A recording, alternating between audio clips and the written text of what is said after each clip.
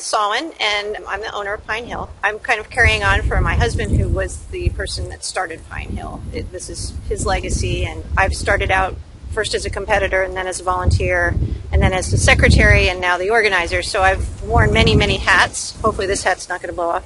So I've had sort of a broad perspective over horse shows and horse show management. I am always marveling at how wonderful our volunteers are, and I feel like they are really the meat of the sport. Without them, there would be no sport.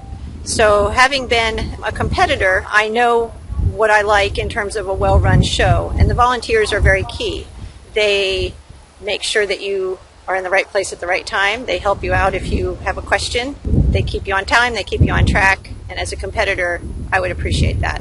As a volunteer, I appreciate being able to understand what my job is so that I can be very effective and helpful. I want our volunteers to be well trained so they feel they have some ownership in what they do. I often say that it takes an army to run an event or a village, but really I think it's more like a symphony. It's more like an orchestra. Everybody works together to create a whole event. And each of our volunteers, if they play music well or they do their job well, then we make beautiful music or we have a wonderfully run event. So our volunteers are very, very important, and they need to feel appreciated.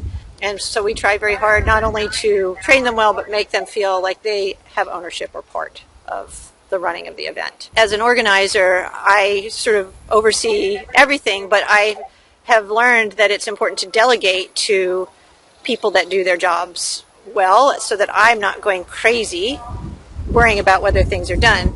Irene Dew is a volunteer coordinator extraordinaire.